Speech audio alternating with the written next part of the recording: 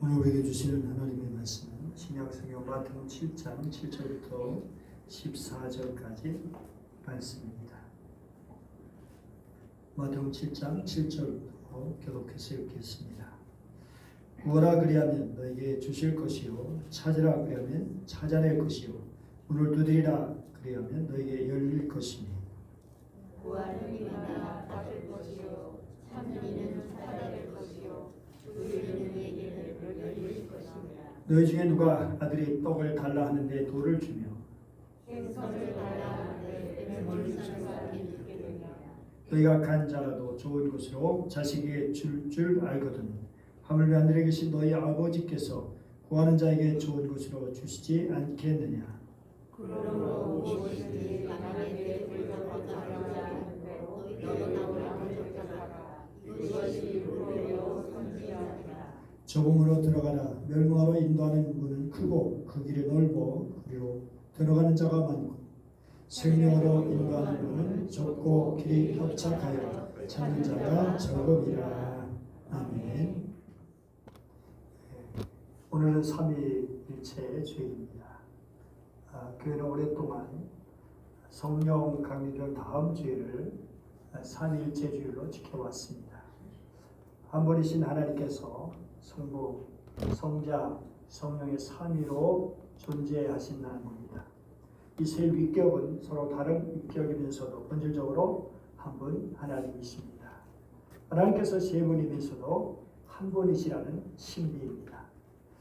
성부 하나님 만물을 창조하시고 모든 사람의 아버지가 되시고 성자 예수님 아버지 아들로서 사람이 되시러 십자가에 달려 죽으시고 부활 승천하심으로 우리를 구원하신 분입니다. 성령 하나님 성부와 성자로부터 오셔서 예수 그리스도의 복음을 듣고 믿을 수 있도록 사람들의 마음을 감동시키고 변화시키고 성화시킵니다.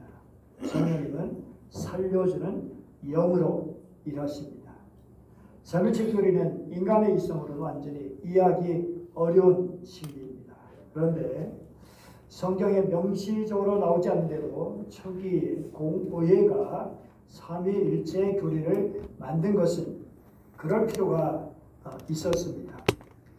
4세기의 신학자 헬라리오스 박테피엔시스라고 하는 분이 있었는데 이분은 그리스도의 부활 이후에 하나님의 단일성이 다른 식으로 표현될 필요가 있었다라고 말합니다. 비록 한 분이지만 하나님은 고독한 존재가 아니며 어떤 신비로운 방식으로 한 분 하나님의 삶이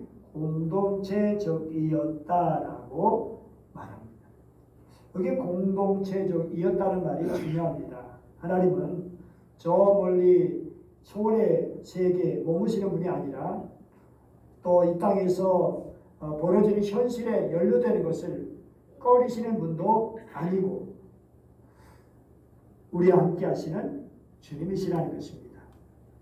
예수님이 바로 그런 하나님의 뜻을 온전히 드러내신 분입니다. 성령님은 깊은 잠에 빠져있던 나무들을 깨우는 봄바람처럼 불어와서 하늘의 뜻을 품고 살도록 도우십니다. 다른 듯 하지만 셋은 그렇게 사랑으로 연결되어 있습니다.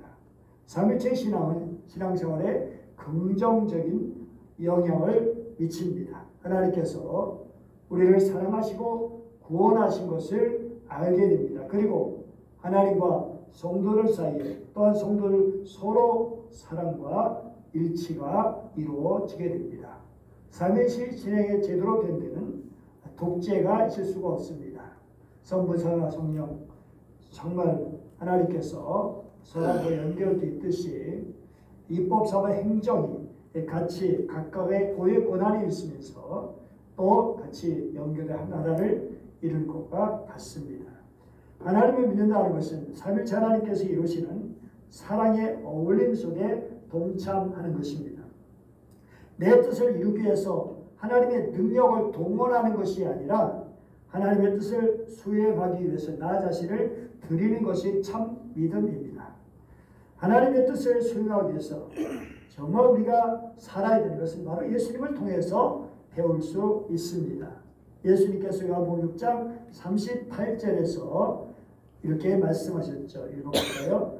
내가 하늘에서 내려온 것은 내 뜻을 행하려 함이 아니요 나를 보내신 이의 뜻을 행하려 함이니라. 또 5장 30절 나는 나의 뜻대로 하려 하지 않고 나를 보내신 이의 뜻대로 하려 함으로 내 심판은 의로우니라. 그러므로 우리도 이 땅에서 주님의 뜻을 받들어 살아야 합니다. 그럼 어떻게 하면 그 뜻을 받들어 살 수 있을까요? 7절 말씀입니다. 시작. 구하라 그리하면 너에게 주실 것이요 찾으라 그리하면 찾아낼 것이요 문을 두드리라 그리하면 너에게 열릴 것이니. 여러분 이 말씀은 믿지 않은 사람들도 잘 알고 있고 또 좋아하는 말씀입니다. 또 적극적인 사고방식이나 긍정의 힘을 강조하는 이들이 특별히 이 본문을 좋아합니다. 그리고 낙심한 이들을 격려하기 위해 사람들이 즐겨 인용하는 말씀이기도 합니다. 그런데 그런 맥락에서 인용되는 성경 구절이 몇이 더 있습니다. 욥기 8장 7절 시작. 내 시작은 미혹하였으나 내 나중은 신이 창대하리라. 정말 계획적으로 보면 너무나 은혜가 되는 말씀이죠. 개업집 신방할 때 이 말씀에 담긴 액자를 선물하기도 합니다. 그런데 엄밀히 보면 이 말씀은 수아 사람 빌닷이 한 말로 자신의 관점에서 함부로 욥을 판단하고 책망하면서 회개할 것을 촉구하며 사용한 말입니다. 그러니까 하나님의 의도와 관점을 간과한 채 자신의 지혜를 자랑을 한 인텔리적인 충고다라고 할 수 있습니다. 빌립보서 4장 13절 또 그렇죠. 내게 능력 주시는 자 안에서 내가 모든 것을 할 수 있느니라. 어떤 분이 이 구절을 근거로 자기는 예수님의 주신 능력으로 외국 유학도 가고 자기 능력으로 불가능한 성공도 이루었다고 간증을 했습니다. 정말 믿음이 있다면 능력 주신 자 안에서 모든 걸 할 수 있는 것일까요? 마치 나폴레옹 내 사대로는 불가능이 없다라고 하는 기독교 버전과 같은 것일까요? 그런데 이 말씀은 결코 예수님과 함께하면 꿈이 이루어진다라고 하는 그런 뜻의 말씀이 아닙니다. 이 구절은 그리스도의 능력으로 어떤 상황이든지 다 수용할 수 있고 자족할 수 있다는 의미입니다. 모든 것을 할 수 있다는 것은 풍요뿐만 아니라 가택연금에서 배고픔과 비참함 속에서도 자족하고 만족할 수 있다는 것입니다. 능력이 주신 주님 안에서 말이죠. 그러니 바울은 자신의 연금 생활을 포함해서 여러 상황을 걱정하던 빌립보 성도들에게 주님의 재림을 바라보면서 어떤 상황이든지 염려하지 말고 자족하는 자세로 살라고 당부하는 것입니다. 그러니까 성경 말씀을 제대로 이해하기 위해서는 맥락을 제대로 살피는 것이 중요합니다. 그리고 오늘 본문 역시 마찬가지입니다. 구하고 찾고 두드리라. 그러면 도대체 뭘 구하고 뭘 찾고 뭘 두드리냐라고 하는 것입니다. 목적과 생략도 있기 때문에 사람들은 그것을 곧 자기들이 바라는 것과 연결시키죠. 그래서 출세, 성공, 경쟁에서 승리 등을 구하는 것으로 생각하기도 합니다. 그러나 그렇다면 이것은 철저한 왜곡입니다. 이 본문은 산상수훈의 맥락에서 읽어야 한다는 것입니다. 예수님은 시종일관, 율법 학자들과 바리새파 사람들의 의와는 대조되는 제자들의 삶을 가르치셨습니다. 제자들이 염두에 두어야 할 최고의 삶의 원리, 너희는 먼저 그의 나라와 그의 의를 구하라 라는 말씀이요. 이 말씀 속에 주님의 뜻이 다 담겨 있습니다. 바로 이어 나오는 7장 1절 비판하지 아니하려면 비판하지 말라라는 가르침도 그런 맥락에서 보아야 하는 것입니다. 그 가르침은 이웃과의 관계에서도 하나님의 나라를 추구한다는 것이 무엇인지를 보여주고 있는 겁니다.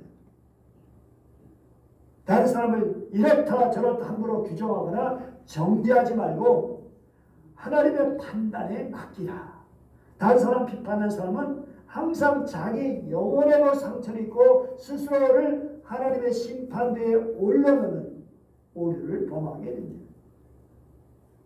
이어서 구하라, 찾으라, 문을 두드리라 라는 말씀이 나오죠. 이 명령의 목적은 무엇일까요? 구하라에 해당하는 원어 아이테에는 질문하는 뜻이 담겨 있고, 찾으라는 제테에는 탐구하다는 뜻이 담겨 있다고 차정식 교수는 말하고 있습니다. 그렇다면 이 명령의 말씀의 목적어는 하나님 또는 하나님의 뜻이라고 봐야 할 것입니다. 신앙생활은 구체적인 삶의 자리에서 하나님께 여쭙고 또 그 뜻을 알아내기 위해서 치열하게 탐구하는 과정입니다. 하나님은 우리에 의해서 발견되기를 기다리시는 분이십니다. 이사야 55장 6절 읽어보죠. 너희는 여호와를 만날 만한 때에 찾으라. 가까이 계실 때에 그를 부르라. 아모스 5장 4절. 너희는 나를 찾으라. 그리하면 살리라. 우리가 힘써 찾고 구해야 할 것은 하나님이고 하나님의 뜻입니다. 하나님께서는 말씀 속에서 우리들의 겪는 일들 속에서 하늘과 땅과 바람 속에서 산과 강과 계곡에서 때로는 피어나는 꽃과 잡초들 속에서 농민들의 땀방울 속에서 이웃들의 눈물 속에서 지치고 고단한 이웃들 속에서 우리를 기다리십니다. 이번에 국무총리로 지명된 김민석 집사가 2년 전에 자기가 출석하는 이제 밀교에서 청년들에게 간증한 내용을 들어보면 자기가 전두환 정권에 항거하다가 이제 잡혀서 독방에서 정말 고통스러운 시간을 지낼 때 얼마나 막 운이 났는지 이놈의 그냥 혁명 때려보셔야 되는 그것밖에 없다라는 그런 마음이 그 속에 막 꽉 차 있었습니다. 그러면 어느 날 밤에 이상하게도 정말 밤에 누가 갖다 줄 일이 없는데 어떤 분을 통해서 지인의 친척의 편지를 받게 됐습니다. 편지 찌르다가 마지막에 나는 너를 위해서 기도한다 라고 하는 그런 글귀를 보고 순간 거기서 하나님을 만났다는 것입니다. 그리고 그 속에 있는 그런 마음들이 그렇게 가지고 정말 하나님이 주시는 새로운 마음으로 이렇게 살아갈 수 있게 되어집니다. 오늘 하나님을 만나면 끝난 것이다. 하나님께서는 어떤 모습인지 우리를 만져주시고 안아주시고 함께 하시고 우리를 인도하시는 줄 믿습니다. 정말 분주한 이들 속에 정말 주님이 함께 하실 때도 우리 마음에 분주하다 보면 그냥 주님을 제대로 발견하지 못하고 알지 못하고 음성을 듣지 못하게 되고 바삐 내달리는 이들의 귀에는 세미한 음성으로 말을 건네시는 그분의 음성이 들릴 수가 없습니다. 그럼 우리는 분주한 일상을 끊고 가끔 멈춰서야 할 까닭이 바로 여기에 있습니다. 우리가 먼저 구해야 할 것 하나님 뜻과 하나님의 자신입니다. 그리고 그것이 바로 된 이유 비로소 우리는 원하는 것을 구할 수가 있습니다. 어스틴은 이렇게 말했습니다. 읽어볼까요? 하나님을 사랑하라. 그리고 당신이 원하는 대로 하라. 근본이 바로 서면 나머지는 저절로 이루어지는 법입니다. 먼저 하나님의 나라와 그 의를 구하면 우리가 구하지 않은 것까지도 주시는 분이 하나님이십니다. 이거 세상의 생보로는 잘 가늠하기 어려운 하나님의 나라의 이치입니다. 하나님의 뜻대로 살기 위해 몸부림치는 우리가 구하는 것을 주님께서 주시지 않으시겠습니까? 9절 11절 시작. 너희 중에 누가 아들이 떡을 달라 하는데 돌을 주며 생선을 달라 하는데 뱀을 줄 사람이 있겠느냐. 너희가 악한 자라도 좋은 것으로 자식에게 줄 줄을 알거든. 하물며 하늘에 계신 너희 아버지께서 구하는 자에게 좋은 것으로 주시지 않겠느냐. 이 말씀은 의문문의 형태로 되어 있지만 이것은 질문이 아니라 당연한 사실을 듣는 사람들에게 환기시켜 주는 수사입니다. 우리가 하나님과 하나님의 뜻, 하나님의 나라를 구하면 하나님께서는 우리 아버지께서 하나님 하늘에 계신 우리 아버지께서는 우리가 먹어야 할 것, 입어야 할 것, 써야 할 모든 것을 아시고 주신다는 겁니다. 구하는 자에게 좋은 걸 주십니다. 근데 그 좋은 것이 무엇이겠을까요? 무엇이겠습니까? 우리가 필요한 것, 우리가 원하는 것일 수 있지만 누가복음 11장 13절 같이 읽어볼까요? 너희가 악할지라도 좋은 것을 자식에게 줄 줄을 알거든. 하물며 너희 하늘 아버지께서 구하는 자에게 성령을 주시지 않겠느냐. 그렇습니다. 마태복음은 좋은 것을, 누가복음에서는 성령이라고 말씀하시죠. 성령님은 우리를 예수님께 인도하고 주신 말씀을 생각하게 하고 깨우쳐 주시고 능력을 주시는 분이시죠. 성령께서 예수를 따르던 제자들이 임하셨고 그들은 예수님께 들은 말씀을 생각하고 그 말씀을 힘차게 전하시는 능력을 받았어요. 그리고 교회가 탄생했죠. 성령이 임재하지 않았다면 교회는 존재할 수가 없습니다. 성령의 역사가 있었기 때문에 정말 초라하고 부끄럽게 인생을 마칠 수밖에 없었던 제자들이 그렇게 위대한 사도들이 되어진 것입니다. 사랑하는 여러분, 성령 우리를 깨우쳐주시는 조명하신 분, 교회를 있게 하시는 분, 그리고 우리를 하나 되게 하시는 분이십니다. 에베소 4장 3절 시작. 평안에 매는 줄로 성령이 하나 되게 하신 것을 힘써 지키라. 그렇습니다. 성령은 사랑으로 어울릴 수 있도록, 평화롭게 지낼 수 있도록, 아름다운 공동체를 이룰 수 있도록 만드시는 분이십니다. 성령이 역사하실 때 분열과 분쟁과 다툼과 질투와 시기와 오해와 불통이 사라지게 되고 사랑하고 이해하고 용서하고 나누고 베풀고 섬기며 더불어 함께 살아가는 아름다운 공동체를 이룰 수 있게 되는 거죠. 그걸 잘 보여주는 것이 사도행전 2장 42절부터 47절 또 4장 31절부터 35절까지 저에게 그 귀한 공동체의 모습입니다. 여러분, 성령은 성도가 받으시는 최고의 선물인 줄 믿습니다. 그러므로 성령을 사모하시기 바랍니다. 늘 깨어 기도하면서 성령을 근심하게 하지 말고 성령을 소멸하지 않으시기를 축복합니다. 여기서 12절 말씀 보면 황금들이라고 하는 말씀이죠. 같이 읽어볼까요? 그러므로 무엇이든지 남에게 대접을 받고자 하는 대로 너희도 남을 대접하라. 이것이 율법이요 선지자니라. 이것은 기본이 바로선 사람의 삶의 원리를 잘 요약한 거예요. 근데 이 말을 오해하면 안 돼요. 내가 좋아한다고 해서 남들도 다 좋아하지 않기 때문입니다. 가끔 결혼식에 들려주는 이야기가 있는데요.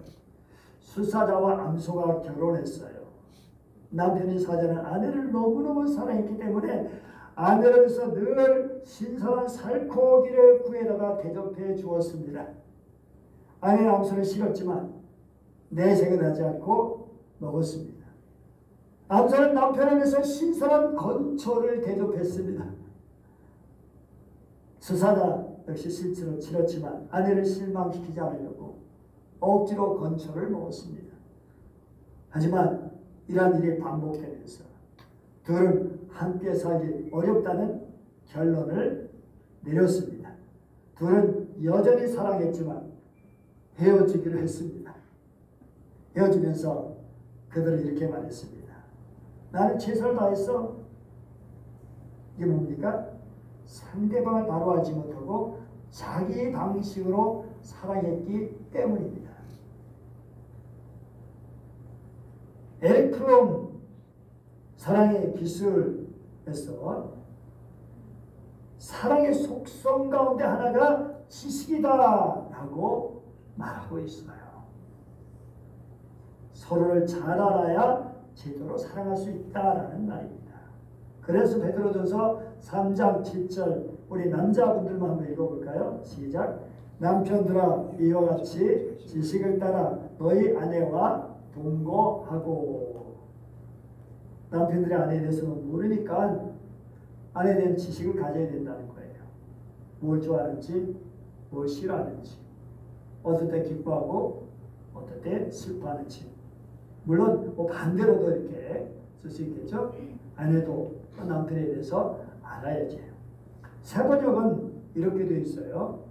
아내가 여성으로서 자기보다 연약한 그릇임을 이해하고 함께 살아야 합니다.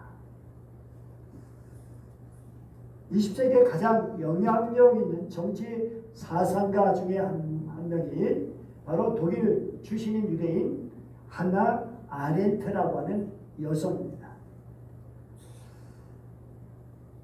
이분은 그의 저서 예루살렘의 아이만에서 이렇게 말을 해요. 다른 사람의 처지를 생각할 줄 모르는 생각의 무능은 말하기에 무능을 낳고 행동에 무능을 낳는다. 우리 인간관계에서는 서로의 연약함, 약점, 부족함, 성격, 사랑, 배경, 형편, 처지, 취향을 잘 헤아리고 그것을 이해하고 존중해 주는 것이 중요합니다.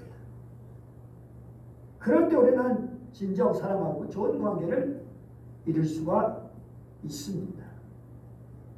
사람 저마다 취향은 다르지만 좋아하는 것과 싫어하는 것은 또 유사하기도 합니다. 무시당하고 차별받고 학대받는 것 다 싫어하죠. 존중받고 사랑받고 아낌을 받는 것 다 좋아하죠. 성경에서 하나님의 성품을 드러내기 위해서 자주 사용되는 말씀이 있습니다. 같이 읽어볼까요? 시작. 여호와는 긍휼이 많으시고 은혜로우시며 노하기를 더디하시고 인자하심이 풍부하시도다. 정말 그렇죠? 하나님께로부터 우리가 받고 싶어. 은혜 받고 싶고 하나님의 자비를 받고 싶고 우리가 잘못했을 때 좀 노하기를 더디하시고 끝없는 사랑으로 우리를 감싸주시는 그런 하나님을 우리는 기대하죠. 내면의 상처를 입지 않은 사람은 하나도 없습니다. 작가이자 시인이고요. 우리 대관고등학교를 졸업한 정현종 교수는 시간의 그늘이라는 시에서 이렇게 말합니다. 시간은 항상 그늘이 깊다. 그 움직임이 늘 저녁 어스름처럼 비밀스러워 그늘은 더욱 깊어진다. 우리가 거쳐온 시간을 되돌아보면 정말 그늘이 깊다고 말할 수밖에 없습니다. 그늘은 안 좋은 거잖아요. 부정적인 것이고 상처고 아픔이고 어두운 거고 드러내기 싫은 것이고. 그러면서 또 시인은 말합니다. 시간의 그림자는 그늘의 협곡과 그늘의 단층을 이루고 거기서는 희미한 발소리 같은 것, 희미한 숨결 같은 것에 화석이 붐빈다. 그들이 은유적이지만 우리 기억의 갈피에 이런 수많은 이야기를 떠올리면서 그 말이 함축하는 것이 무엇인지 우리가 생각할 수 있어요.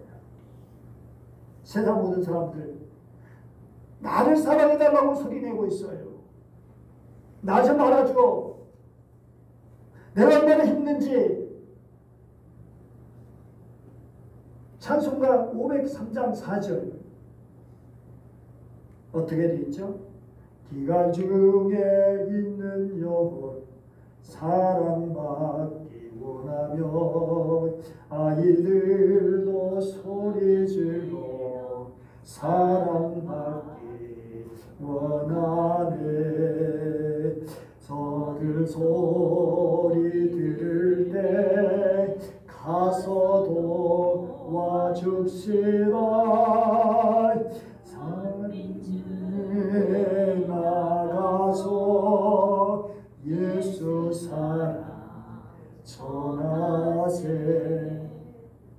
그 소리에 응답할 때 거기 평화가 있게 되고요. 거기에 기쁨이 있고요. 그렇게 사는 것, 이웃들을 소중히 여기고 그들의 시간의 그늘을 보듬어 안아주려는 마음으로 사는 것이 뭐라고요? 율법과 예언서의 본뜻이다 라고 하는 것입니다. 여성부터 예수님 제자들에게 저 몸으로 들어가라고 권고하시죠. 멸망으로 인도하는 문은 넓고 거기에 널찍해서 그리고 들어가는 사람이 많아요. 넓은 문은 사람들에게 잘 알려진 길, 자명한 길, 익숙한 길, 그 당시에 선생이라는 사람들이 가르치는 길이었습니다. 그런데 예수님은 좁은 길, 그러니까 그 시대 사람들에게 낯선 길을 제시하셨어요. 그것을 철저히 자기 변화의 길, 하나님의 마음과 깊은 일치를 이루는 길, 그리고 섬기는 길이고 남을 위해 자기를 희생하는 길입니다. 하늘의 미라를처럼 썩어짐으로 생명을 풍성하게 하는 길입니다. 그 길은 더 높은 곳으로 인도하는 길보다 저 낮은 곳으로 인도하는 길입니다. 한일장신대 찬영씨 박사는 조범교 관련 성미로운 관점을 우리에게 제시해 주고 있는데요. 그것은 예수님이 조범으로 들어가라 하신 것은 서민들의 일상적인 경험을 반영한 것이다 라고 추측하고 있어요. 집과 집 사이로 이어진 길, 그리고 동네와 동네 사이로 연결해주는 들판과 언덕의 길, 역시 사람 한두 명 지나다니고 작은 수레 하나 통과할 정도의 좁은 길이 대부분이었다는 것입니다. 오늘날처럼 이렇게 막 큰 길이 많은 시대는 별로 없죠. 아니, 없었다고 할 수 있죠. 그러면서 이렇게 말해요. 물론 넓은 길도 있었다. 마차가 다닐 수 있는 포장한 대로, 즉 공공도로, 집중간 도로, 근위대 도로, 군용 도로가 여기에 해당된다. 마차나 수레를 타고 이런 튼튼하고 넓은 길을 따라가다 만나는 대표적인 집이 왕궁, 관공서 부유한 대저택들이었다. 그리고 돌아가는 대문은 당연히 크고 웅장했다. 사람들은 줄을 대서라도 그 길을 거쳐 그런 집에 드나들고 싶어 했을 것이다. 하지만 주님은 그 길의 끝에는 멸망이 있다고 말씀하셨다는 것입니다. 이렇게 보면 좁은 문으로 들어가라는 말씀은 아픔의 자리, 눈물과 애환이 있는 자리, 겨자풀처럼 보잘없는 이들이 연대해서 삶의 신산스러움, 신산이 뭘까요? 신, 맵다는 것이고 산은 시다는 것이고, 그래서 삶이 고통스럽고 힘들다는 것을 신산스럽다라고 말하는데, 그런 것들을 함께 연대해서 이겨내는 그런 삶의 자리로 들어가라라는 거죠. 다른 사람들이 어렵고 힘들고 고통스러운 사람들을 바라보면서 외면하는 것이 아니라 함께 웃고 함께 울고 함께 고통을 나누면서 그런 자리로 걸어가야 하는 것이, 들어가야 하는 것이 바로 제자들이 걸어갈 것이고 들어가야 할 문이라고 하는 것입니다. 사람들에게 매력적으로 보이는 길, 넓은 길을 오히려 덧치대의 사람들을 사로잡죠. 자리를 빼앗죠. 세상은 현대사의 우상의 성공을 가르쳐 보이며 우리에게 넓은 길로 가라고 말한다. 하지만 예수님은 그 길의 끝에 도사르고 있는 멸망을 훤히 내다보고 계십니다. 우리는 세상이 우리에게 제시하는 가치에 붙들려서는 안 된다는 것입니다. 우리는 정말 주님의 가치가, 주님이 원하시는 게, 돈이 많아지면 다른들을 오만하게 대하게 되고, 그러면 그 부유함은 복이 아니라 화가 되는 거죠. 지위가 높아졌는데 아랫 사람을 함부로 대한다면 그 성공은 실패가 되는 것입니다. 잠언 17장 5절 같이 읽어볼까요? 가난한 자를 조롱하는 자는, 그를 지으신 주를 멸시하는 자는, 사람의 재앙을 기뻐하는 자는 형벌을 면하지 못할 자니라. 사랑하는 여러분, 삼일체 하나님은 사랑의 어울림 속에 계시는 분이십니다. 그리고 삼의 사랑의 어울림이 우주의 근본이라는 것을 보여주십니다. 성부, 성자, 성령께서 깊은 신뢰와 사랑 속에 일치를 이루시는 것처럼, 또 사랑의 어울림 속에서 살아가시는 것처럼, 오늘 우리도 그렇게 주님과 더불어, 그리고 우리 사랑하는 성도들과 우리가 만난 사람들과 사랑의 어울림으로 아름답게 하늘이 예배한 기쁨을 누리며 살아가는 은혜가 있기를 축복합니다. 기도하겠습니다. 은혜로우신 하나님 아버지, 감사드립니다. 오늘도 저희를 사랑해 주시고 말씀을 주심을 감사드립니다. 하나님 아버지, 주님께서 얼마나 우리를 사랑하시는지 삼위로 역사하심을 감사드립니다. 성부 하나님, 성자 하나님, 성령 하나님, 사랑으로 어울리시면서 정말 우리를 구원을 이루시고 우리와 함께 하시고 우리를 도우시고 우리를 이끄시고 천국까지 인도하심을 감사드립니다.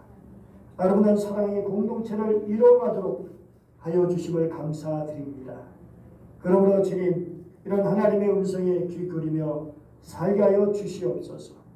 하나님 아버지의 성부 하나님의 사랑과 성자 예수님의 은혜와 그리고 성령님의 이끄신 인도하심, 감동하심, 늘 하나님 아버지의 그 속에 살아가는 아름다운 주의 백성들 되게 하여 주시고, 그래서 우리의 삶이 주님과 그리고 더불어 함께 살아가는 우리 모두와 함께 아름다운 사랑의 올림이 이렇게 깊어지게 하여 주시옵소서.